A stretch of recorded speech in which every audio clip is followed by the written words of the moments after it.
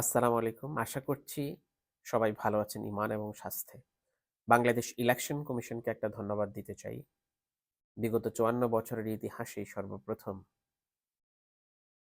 প্রবাসীদের ভোটাধিকার নিশ্চিতকরণের জন্য আসন্ন জাতীয় অর্থাৎ ত্রয়োদশ জাতীয় সংসদ নির্বাচনে পোস্টাল বিডি অ্যাপসের মাধ্যমে প্রবাসীদের ভোটাধিকার প্রয়োগের জন্য যে আয়োজন সম্পন্ন করেছেন, সে আয়োজনে একজন প্রবাসী হিসেবে আমি অত্যন্ত আনন্দিত এবং উৎফুল্ল।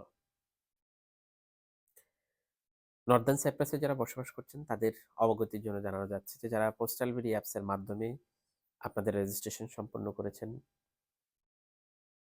ট্র্যাকিং নাম্বার না জানার কারণে অথবা ট্র্যাকিং সিস্টেমটা বুঝে উঠতে পারছেন না, এজন্য আপনি আপনার ব্যালট পেপারটা সংগ্রহ করতে পারছেন না। কাজে আপনাকে অনুরোধ করব আপনার বিশ্বস্ত যিনি আপন আপনার নিকটের, তিনি যদি এক্সপার্ট হয়ে থাকেন ওনার কাছ থেকে সহযোগিতা নিয়ে রিসেট পাসওয়ার্ড দিয়ে আপনি ট্র্যাকিং করে দেখে নেন আপনার ব্যালট পেপারটি কোথায় আছে। অনেকে মনে করছেন আপনার বাসার ঠিকানা যেখানে দিয়েছেন সে বাসার ঠিকানায় আপনাকে এই ব্যালট পেপার পৌঁছে দিবে।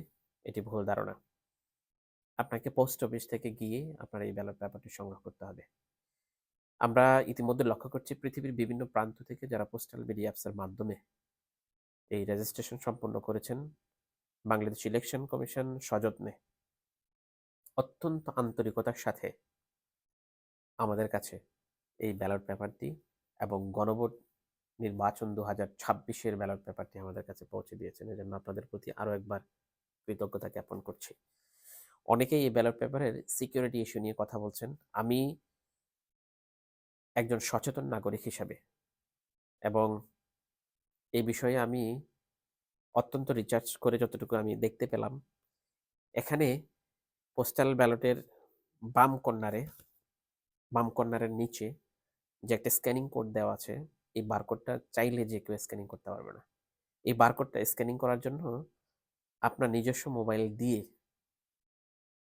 আপনার নিজস্ব মোবাইল নাম্বারে যেখান থেকে আপনি লগইন করেন আপনার পোস্টাল বিডি অ্যাপসটি, ওখানে গিয়ে আপনাকে একটা সত্যতা প্রমাণ করতে হবে।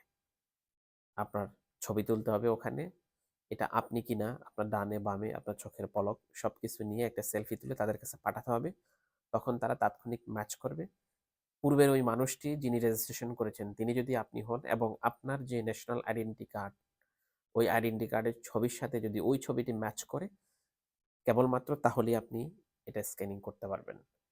তখন স্ক্যানিং করার পরে আপনার কনফার্মেশন ওখানে যাবে যে আপনি সেই ব্যক্তি যিনি নির্বাচন কমিশনে আবেদন করেছেন ভোট দেওয়ার জন্য আপনার পছন্দের প্রার্থীকে, তখন এটা অ্যাকসেপ্ট হবে।